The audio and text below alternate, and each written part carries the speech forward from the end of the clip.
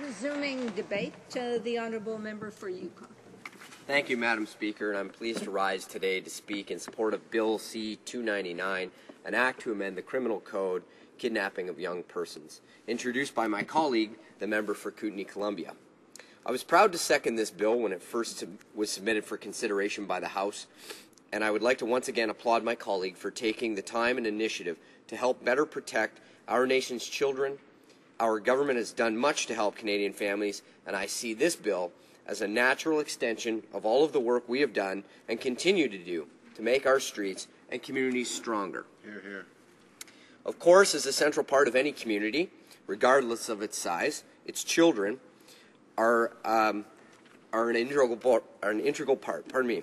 As a proud father, I can speak from experience when I say that children are a precious and wonderful gift to anyone lucky enough to have them. Children are often a great driver of motivation, giving parents a reason to get up in the morning and go out and try and make the world a better place. Children deserve nothing more than to be loved and nurtured by parents, family, and friends. Children deserve to have all of the benefits and protections that we can possibly afford them. Children are only young once, and childhood is a beautiful thing that should not be compromised by those who would do our children harm. Unfortunately, there are those who would upset this natural status quo.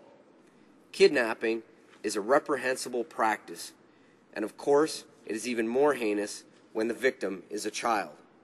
I am certain that every member of this House knows and believes this. Kidnapping is currently a punishable offense in the Canadian Criminal Code, and it's only right that this would already be the case. But I believe this bill is important because it emphasizes how deplorable it is to remove a child from the love and protection of their family. Such an act is wrong by every definition of the word, and this bill, by instituting a 5-year mandatory minimum sentence, ensures that someone who would commit such an act would be rightly punished for it.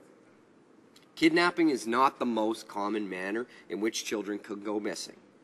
It is true that child abduction is relatively rare, and that abduction by strangers is rarer still. But this fact provides absolutely no comfort to the victimized children and their families who are also affected by this act. While I believe that the infrequency of child kidnapping is something we can be proud of, it does not mean we can pat ourselves on the backs and call it a day. It does not mean we can consider our job done. In fact, I would say that it means we need to work even harder to fight child kidnapping. We should be doing everything within our power to bring that number to zero. We earthquake-proof buildings in areas where earthquakes are even a remote possibility because the risks you take if something happens is too great to stand by and do nothing. We can't do any less for our children. We cannot leave their safety to chance. We must act decisively to keep them protected. We need to send a message to criminals in this country that is loud and clear. Kidnapping children will not be tolerated under any circumstance for any reason, period. Child kidnappers are characteristically habitual offenders and carry out their assaults in a highly stereotypical manner.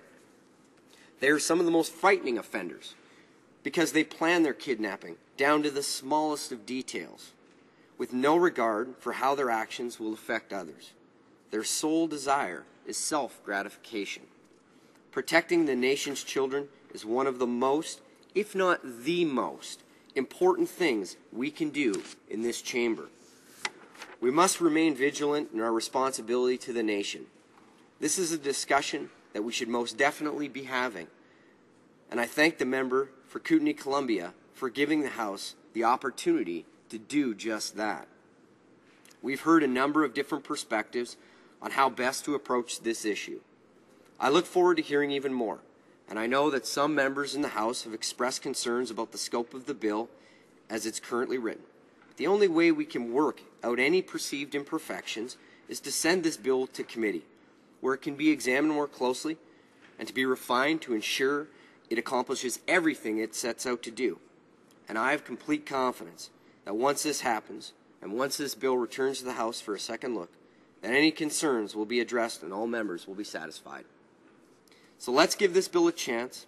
Let's vote it through to committee so it can receive the in-depth examination that it so rightly deserves.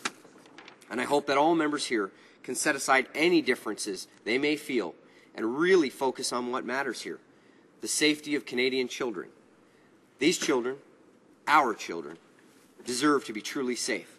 Let's make that happen. The trauma that any kidnapping victim undergoes is unimaginable. Since these children are in such a crucial stage of their personal development, the violence of kidnapping can be even more damaging. Even if the child is returned to their family physically unharmed, they will sadly carry painful memories with them for the rest of their lives. When physical violence is part of the equation, things can unfortunately be even worse. These are wounds from which a child may never fully recover. And things are not easy or any easier for a child's family. Their most treasured loved ones are gone. There will be no way to know what will happen to their children, and they have no idea when they might see them again. They too are impacted. They too will forever have difficulty trusting the world around them. The safety of their world is shattered. The pain children and their families suffer is beyond compare. There is no reason why anyone should have to live through such a terrible experience. It's not fair, and it's not right. People have said it before, but have no shame in saying it again.